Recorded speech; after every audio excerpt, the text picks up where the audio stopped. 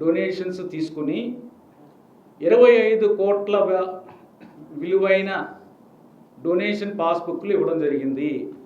అది మొన్న అంత డీటెయిల్స్లో చెప్పలేదు, కానీ బోర్డు సమావేశం అయిన తర్వాత ఇవన్నీ కూడా చెప్పడం జరిగింది. అవన్నీ కూడా ఆ పాస్బుక్లన్నీ కూడా క్యాన్సిల్ చేయడం జరిగింది. అంటే 3 కోట్లు పెడితే పెట్టుబడి 25 కోట్ల వర్త్ ఆఫ్ టికెట్స్ ఇవ్వడం జరిగింది. అసలు ఆర్గానిక్ మెటీరియల్ అని ఒక విధంగా మంచిదే, ఆర్గానిక్ ఇస్తారు స్వామివారికి అనేది, కానీ క్వాలిటీ కంట్రోల్ చూసుకోవాలి కదా. ఏ విధమైన మెటీరియల్ పెడుతున్నాము, ఏ విధమైన బియ్యము,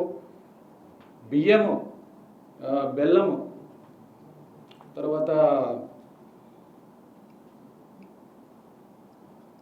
నెయ్యి, 3 కూడా ఎక్స్పర్ట్ కమిటీని వేసి చూస్తే సబ్స్టాండర్డ్ క్వాలిటీ. నెయ్యి కూడా పూర్ క్వాలిటీ నెయ్యి. దీనికి నెయ్యి ఇవన్నీ వాల్యూ ఫిక్స్ చేసింది. నెయ్యి వాల్యూ 2000 రూపాయలు, బియ్యము ధర ఫిక్స్ చేసింది 90 రూపాయలు, బెల్లం 120 రూపాయలు, 2000ది 600 రూపాయలు కూడా.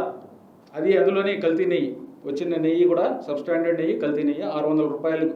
దానికి అది కూడా ఎక్కువే. బియ్యం 50 రూపాయల కన్నా ఉండదు, బెల్లం 60 రూపాయల కన్నా ఉండదు. అంత వాల్యూ ఫిక్స్ చేయడం, అసలు కైండ్ డొనేషన్స్ అన్నిటికీ స్ప్లిట్టింగ్ ఉండదు. మొదటిసారి స్ప్లిట్టింగ్ చేసి అసలు కైండ్ డొనేషన్స్కి పాస్బుక్లు ఇవ్వరు.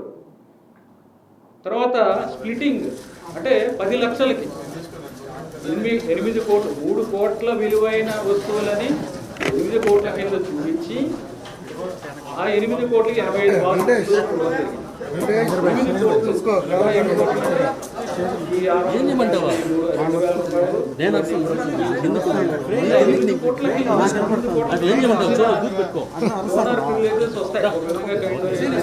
కానీ 9 కోట్లని 10 లక్షలు పెట్టి చూస్తే 85 పాస్బుక్లు.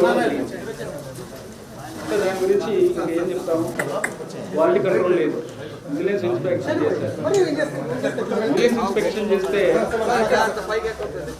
రైతులతో వెళ్ళి మాట్లాడితే అదేం లేదు, మేము కొంతమంది ఉన్నారు, కొంతమంది ఆర్గానిక్ చేసే వాళ్ళు ఉన్నారు, మేము లేదు అన్నీ వాడతామని రైతులే ఒప్పుకున్నారు, స్వయంగా ఒప్పుకున్నారు, వాళ్ళ స్టేట్మెంట్స్ ఇచ్చారు. సప్లైరే ఒప్పుకున్నాడు. ఎవరైతే మెయిన్ ట్రస్ట్ ఉన్నారో సేవా ట్రస్ట్, తర్వాత ఇంకో సేవ్ ఫౌండేషన్ అనే ఒక ఆర్గనైజేషన్ ఇచ్చారు. ఆ ఆర్గనైజేషన్ ఇక్కడ లోకల్గా ఉన్న ఒక అతను ఇచ్చారు. ఆ లోకల్గా ఉన్న అతనే చెప్పాడు ఎక్కడి నుంచి వస్తుందండి అంత ఆర్గానిక్ నెయ్యి. మామూలు సప్లై చేశాడు, అది కూడా ఆ నెయ్యి కూడా అడల్టరేటెడ్ నెయ్యి. సో ఇవన్నీ కూడా క్యాన్సిల్ చేసి, ఈ బుక్స్ అన్నీ కూడా క్యాన్సిల్ చేసి, ఈ డోనార్ కూడా బ్లాక్ లిస్ట్లో